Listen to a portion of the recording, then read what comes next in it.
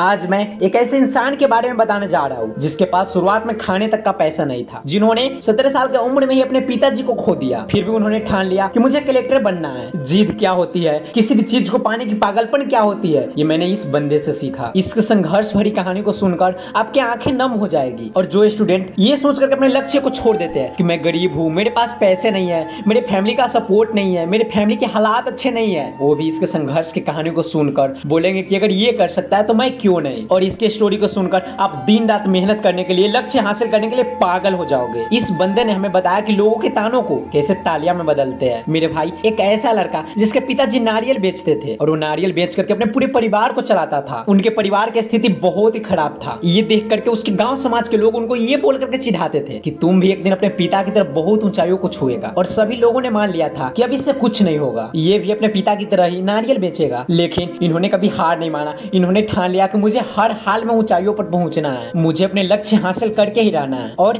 इसके लिए वो दिन रात मेहनत करते थे। और एक दिन ऐसा हुआ जो इन्होंने कभी सोचा नहीं था। और वो कहते हैं ना कि वक्त जब खराब होता है तो अच्छे अच्छे को रुला देता है। इन्होंने केवल 17 साल की उम्र में ही अपने पिताजी को खो दिया। उसके बाद ये बिल्कुल अकेला हो गया, ये पूरी तरह से टूट गया और इसके घर के हालात और भी खराब हो गया, क्योंकि इसके पिताजी के अलावा और कोई भी इसके परिवार में कमाने वाला नहीं था। इसलिए मजबूरन बस इसको मजदूरी करना पड़ा। और जिस उम्र में लोग अपने करियर बनाना शुरू करते हैं, उस उम्र में ये लड़का ने अपने घर की जिम्मेदारियां उठाना शुरू कर दिया। वो अपने पिताजी के गुजर जाने के बाद बहुत उदास रहता था। और जिनके पिता नहीं होते हैं, उसके मौज मस्ती, उसके शौक, उसके घर की जिम्मेदारियां ही मार देती है। लेकिन फिर भी इन्होंने कभी हार नहीं मानी। इन्होंने ठान लिया कि मुझे हर हाल में अपने लक्ष्य को पूरा करना है। और इन्होंने घर घर जाकर के पेंटिंग का काम करने लगा और इन्होंने डिलीवरी बॉय का काम किया। यहाँ तक कि इन्होंने होटल में भी काम किया। 2-4 पैसा के लिए दर बदर भटकने लगा। और इतना सब कुछ होने के बाद भी इन्होंने कभी हार नहीं मानी। ये रात दिन पढ़ाई करता था। लोग मुश्किल हालातों को देखकर अपने सपने को मार देते हैं, लेकिन इन्होंने ऐसा नहीं किया, क्योंकि इसके अपने परिवार के हालात को बदलना था, अपनी परिवार की